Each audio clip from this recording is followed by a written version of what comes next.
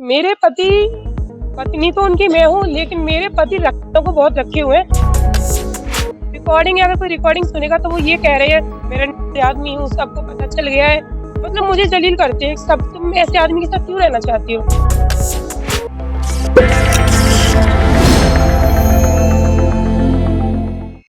फिरोजाबाद से अपने पति को ढूंढती हुई पत्नी झांसी जा पहुंची, जहां उसने काफी देर तक हंगामा किया।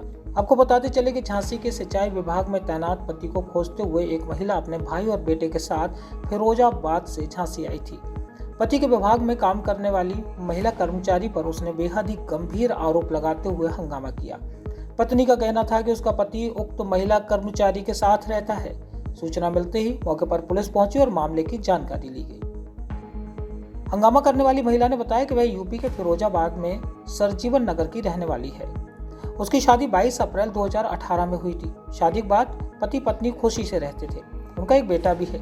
जब उनके पति की पोस्टिंग झांसी में हुई तो विभाग में काम करने वाली महिला कर्मचारी से उसकी दोस्ती हो गई, जिसके बाद पति उसे परेशान करने लगा। वर्तमान में उसके पति का तबादला सिद्धार्थ नगर हो गया है, जबकि उक्त महिला झांसी में रहती है।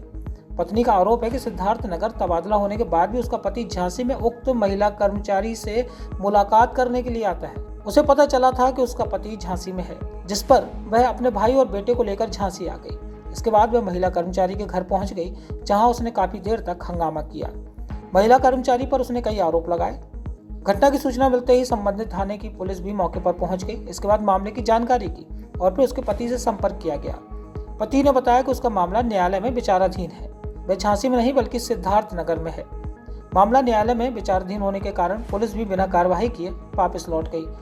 इसके बाद महिला काफी देर तक रोती बिलखती रही। मेरे पति से कल बात हुई थी और मैंने अपने बच्चे के एडमिशन के लिए बोला था, कुछ पैसे वगैरह दे दो, क्योंकि उन्होंने कभी 3 साल का बच्चा छोटा ही था, जब जब बाप ने सिर्फ 1 महीना बच्चे को देखा है। उसके बाद बच्चा आज 3.5 साल का हो गया है। तो अब एडमिशन का मतलब टाइम हो गया कि बच्चा पढ़ाई करेगा।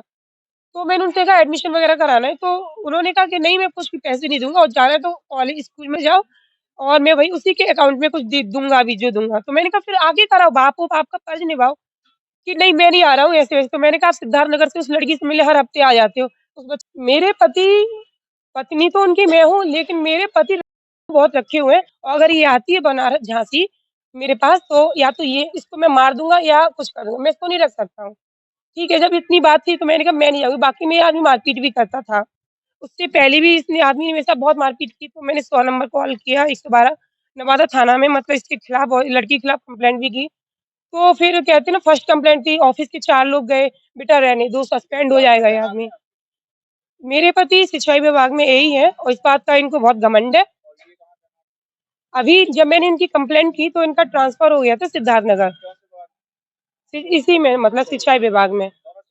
हाँ, ये मेरे पति के अंडर में काम सर मैं कुछ नहीं करती हूँ, मैं बस अपने बच्चे के लिए।